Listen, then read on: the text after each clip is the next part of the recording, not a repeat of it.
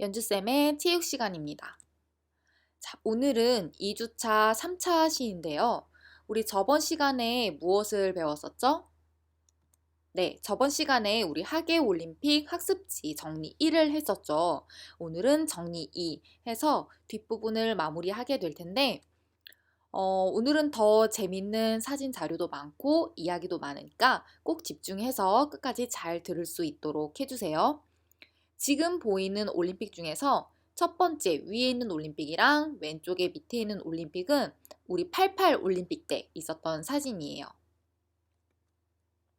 자, 그럼 다시 학습지 속으로 들어가 볼게요. 자, 14번 보세요. 14번 제17회 이탈리아 로마 올림픽입니다.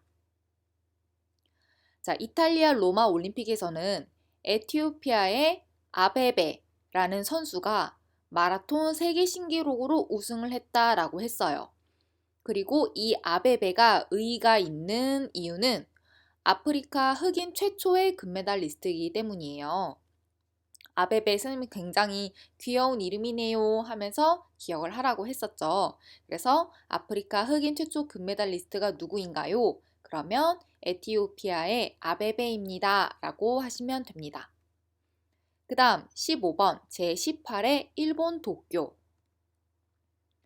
최초의 아시아 올림픽이에요. 아시아 국가에서 개최한 최초의 나라가 일본이고, 그리고 그 일본의 수도인 도쿄에서 올림픽을 개최를 했었어요. 그래서 원래 올해 하계 올림픽을 개최를 했었어야 되는데 코로나 때문에 내년으로 연기가 됐었죠. 그래서 일본 도쿄 올림픽은 올해 최초가 아니고 올해 두 번째다. 이렇게 알고 계시면 됩니다. 그리고 유도가 공식 종목으로 채택이 되었는데 이 유도가 1934년도에 나왔을 거예요. 그리고 일본에 기원을 두고 있는 일본 고유의 무술이라고 보시면 됩니다. 표기법은 주도라고 해서 앞에 J가 들어가는 게 특징이에요. 그 다음 16번 제19회 멕시코 시티입니다. 토미 스미스와 존 카를로스라는 선수가 인종차별에 대해서 항의를 했대요. 이 두 선수가 모두 흑인인데 흑인으로서 올림픽에 나왔는데 차별을 받으니까 이에 대해서 항의를 한 거예요. 과연 이 두 선수가 어떻게 항의를 했는지 자, 사진으로 볼게요. 한 주먹을 꼭 쥐고 하늘로 높이 들고 있죠. 이 두 선수가 각각 토미와 존인데 이렇게 주먹을 쥐고 하늘로 높이 들고 그리고 고개는 약간 아래로 떨구면서 이렇게 하는 제스처가 흑인들을 차별하는 그리고 유색 인종들을 차별하는 그러한 인종 차별에 대한 항의의 제스처라고 해요. 그래서 얼마 전에 우리 미국에서 폭동이 일어났었잖아요. 백인 경찰이 흑인 어떤 남자를 제압하는 과정에서 너무 과잉 진압하여 흑인 그 남성이 사망하는 사건이 있었어요. 그에 대해서 이 인종차별 폭동이 일어났었는데 이때 많은 사람들이 이 토미와 존과 같은 제스처를 취했다고 합니다. 그 다음 고지대에서 열린 최초의 올림픽이자 마지막 올림픽이라고 했어요. 왜 고지대에서 열렸으나 다시는 열리지 않았다고 했었죠? 네, 고지대라는 거는 선수들의 가진 고유한 능력 이외에도 지구가 작용하는 그리고 자연에 작용하는 뭐 중력, 산소 포화도 등과 같은 것에 영향을 받아서 이것은 선수들의 고유 기량을 잘 나타내지 못했다 해서 열리지 않았다고 설명을 했었습니다. 다음 17번 제20회 독일 미넨 올림픽입니다. 이슬람 저항단체 검은 9월단 사건이 있었어요. 혹시 이게 어떤 사건인지 기억하시나요? 네, 검은 9월단이라는 이름을 가진 이슬람 저항단체의 사람들이 이스라엘 사람들을 대상으로 테러를 일으킨 사건이었어요. 자, 이 사진 속에 두건 복면을 쓰고 있는 사람이 바로 이 검은 9월단 소속의 인질범입니다. 그리고 이 검은 9월단 조직에 의해서 희생된 사람들의 이름이 이 오른쪽 비석에 이렇게 적혀져 있어요. 그래서 많은 사람들이 이때 희생이 되었던 비극적인 사건입니다. 그리고 두 번째, 미국 수영 천재 마크 스피츠라는 선수가 금메달 7개를 따면서 7관왕을 달성을 했었습니다. 다음 제21회 캐나다 몬트리올 올림픽. 건국 후 최초의 양정모라는 선수가 레슬링에서 금메달을 땄어요. 그리고 구기 종목 사상 최초로 한국 여자 배구 선수들이 동메달을 획득을 했고요. 이때 앞에서 다뤘던 것과 마찬가지로 인종차별 문제 때문에 아프리카 지역에 있는 22개의 국가가 모두 보이콧, 불참을 하게 됩니다.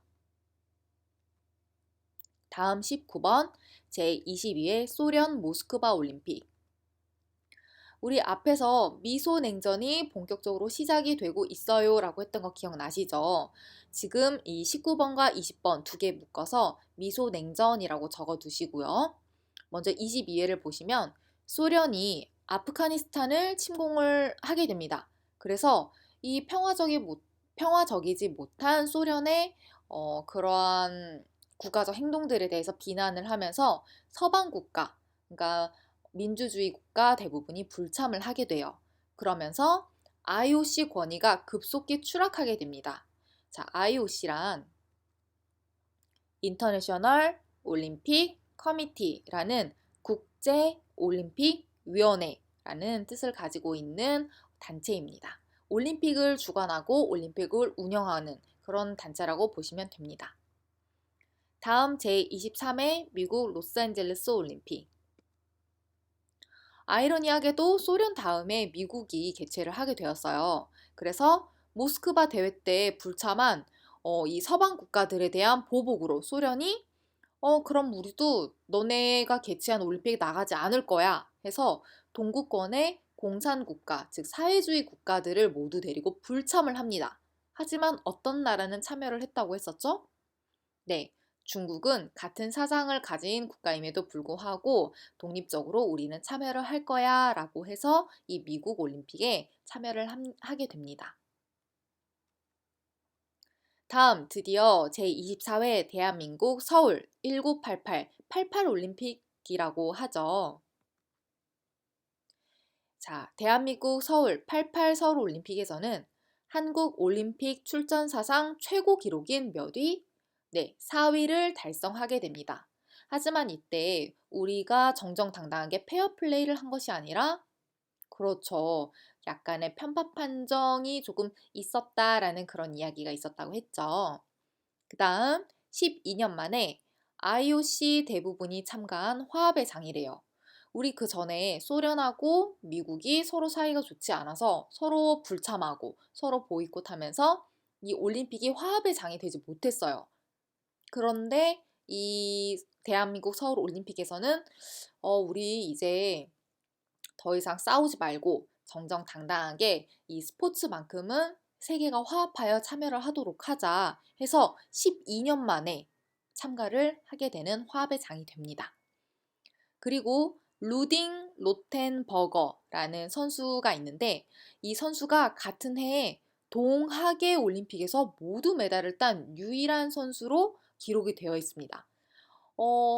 지금은 동계와 하계 올림픽이 2년마다 이제 번갈아 가면서 개최를 하게 되는데 이때까지만 해도 동계 올림픽과 하계 올림픽이 모두 같은 해에 진행이 됐어요. 그러니까 올해 8월에 하계 올림픽을 했으면 같은 해 2월에 그 앞에 이제 동계 올림픽을 이미 했던 거죠. 그래서 이 여자 선수인데 이 선수가 스피드 스케이팅과 사이클에서 모두 메달을 따게 됩니다. 자, 이 밑에 사진을 보시면 모두 서울 올림픽을 떠올릴 수 있는 사진이에요. 왼쪽에 있는 오륜기를 목에 걸고 있는 이 호랑이는 호돌이라는 이름을 가진 서울 88 올림픽의 마스코트입니다. 호돌이라는 이름을 가지고 있어요. 그 다음 가운데 있는 요 꼬마 남자아이가 굴렁쇠를 굴리고 있어요.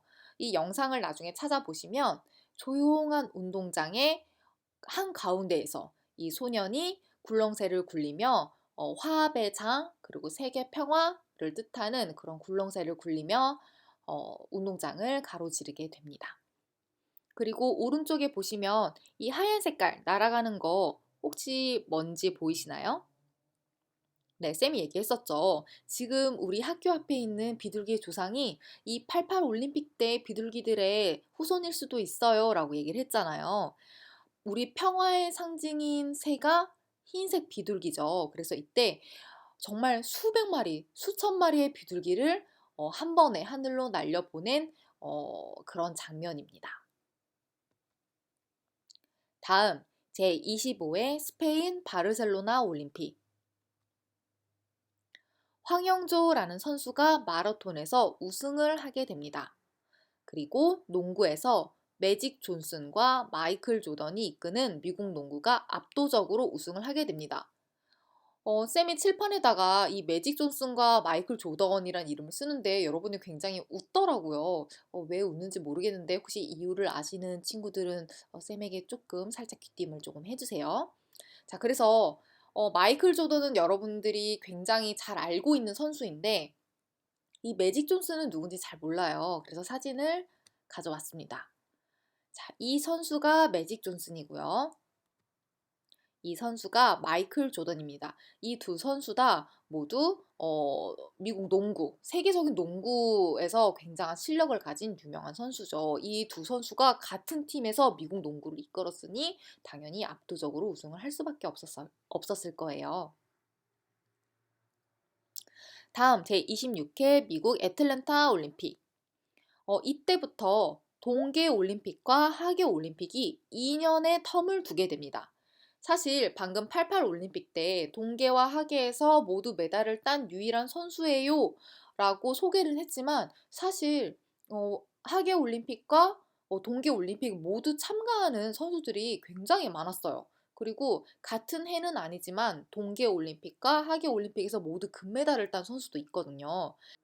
꼭 그런 이유 때문은 아니지만 IOC에서 하계와 동계 올림픽을 같은 해에 하지 말고 우리 2년간의 텀을 두고 준비를 하면서 하도록 합시다. 이렇게 얘기가 나옵니다.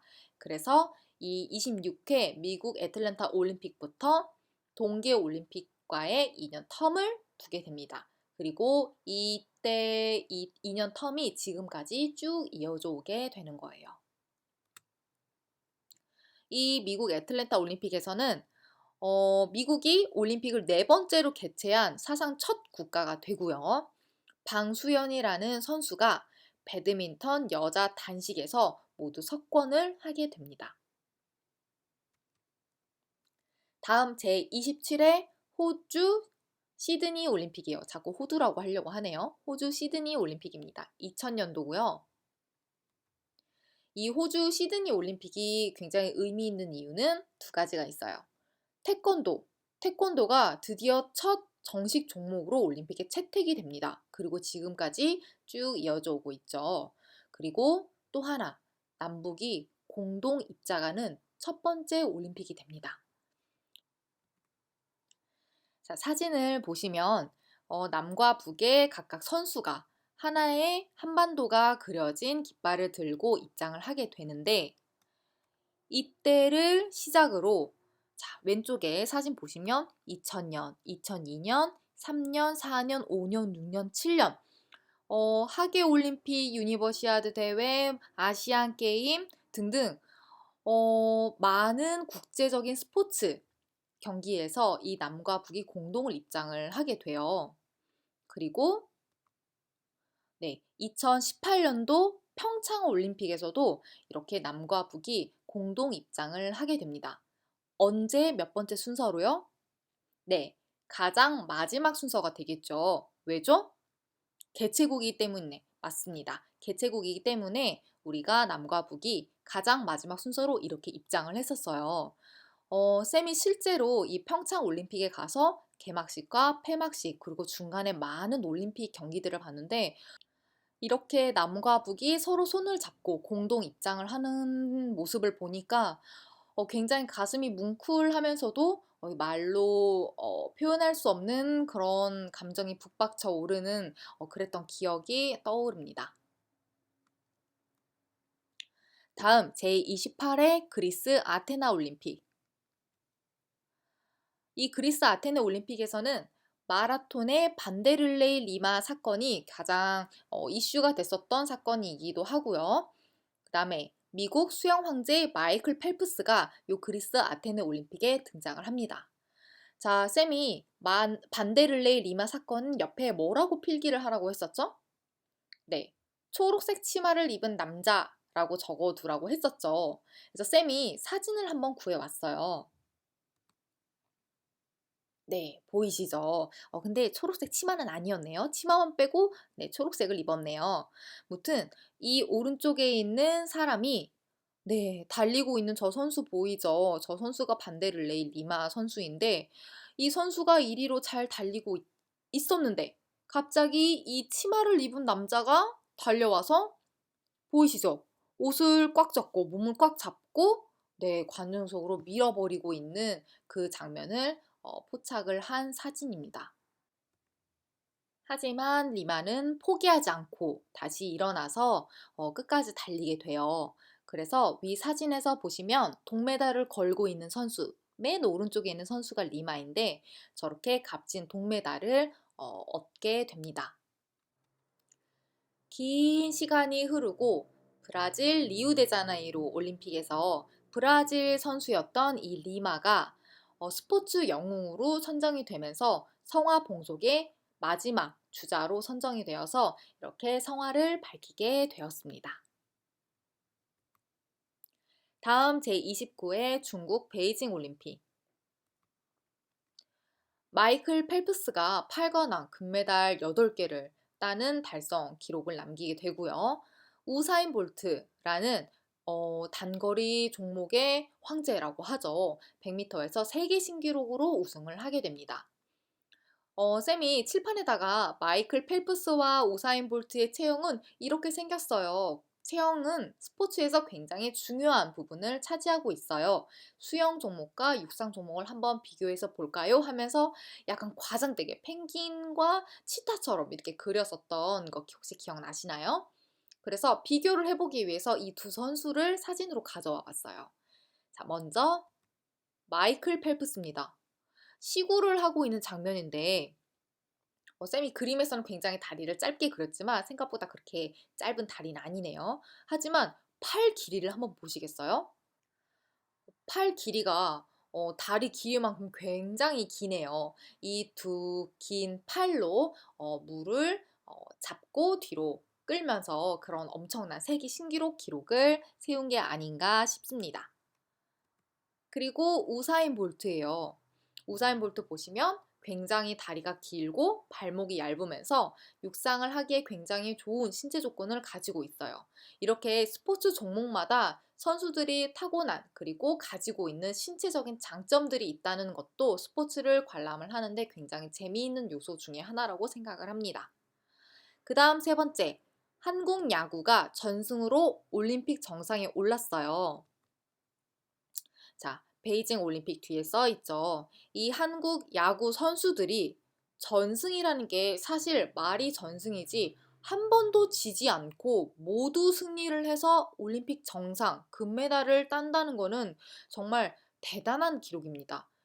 이때 한국 야구가 세계적으로 굉장히 강하다는 거를 잘 알려줬던 그런 올림픽 경기였습니다. 그리고 박태환 선수가 금메달을 획득을 했었던 게 이 중국 베이징 올림픽입니다.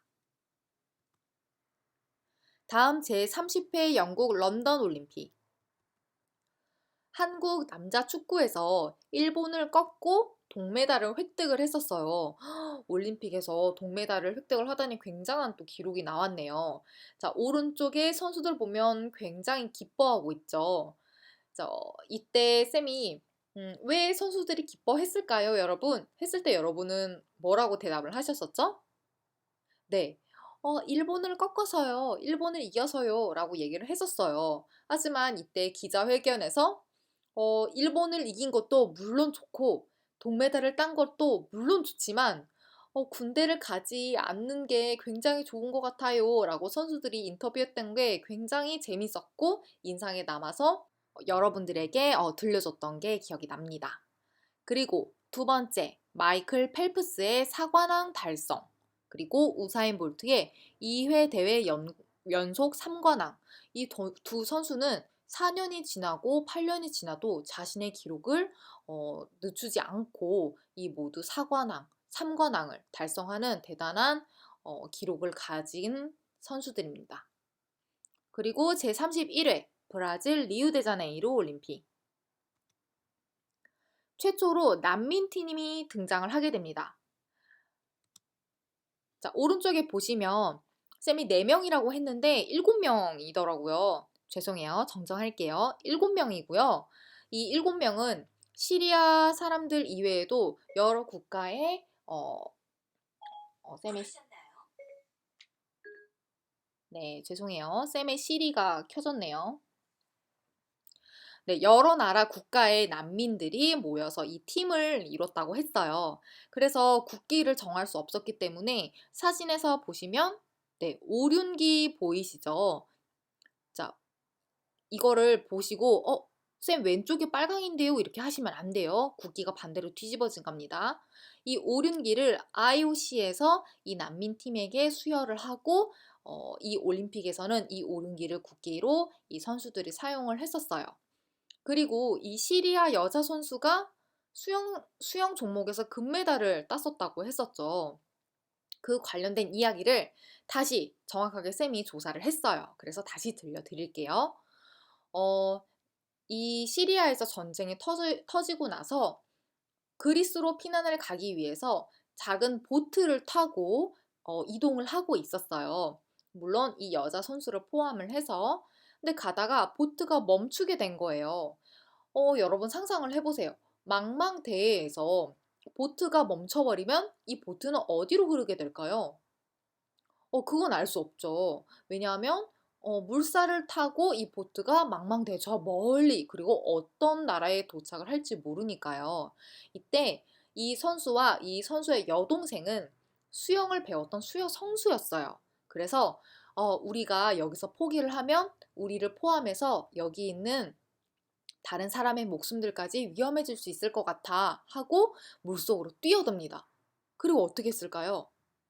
네, 보트를 끌고 그리스로 가게 됩니다.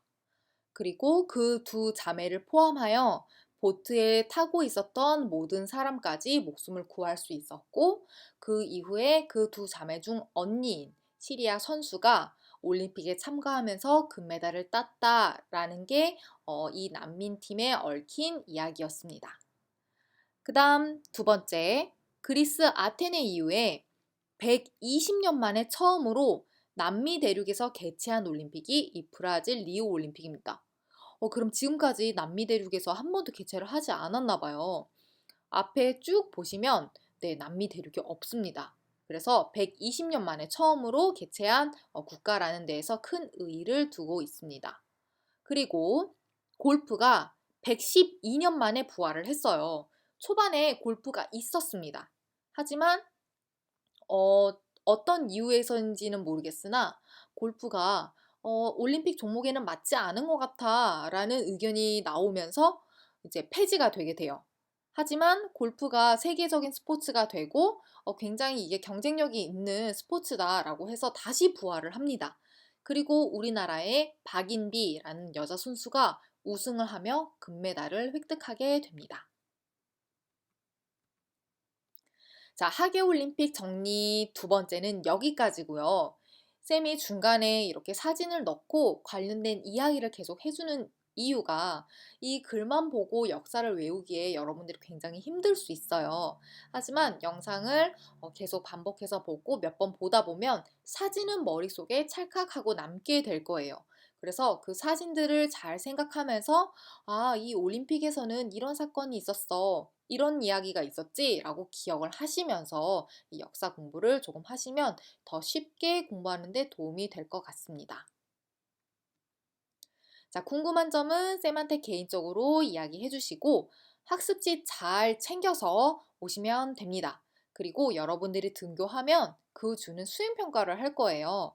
수행평가는 우리 영상으로 체조 찍어서 쌤한테 전송을 하는 것과 스포츠 인성, 우리 초반에 했던 스포츠 인성에 대해서 논술 평가를 하게 될 거예요. 그리고 학습지 모두 챙겨서 오시면 쌤이 전체적으로 한번 다 정리를 해주도록 하겠습니다.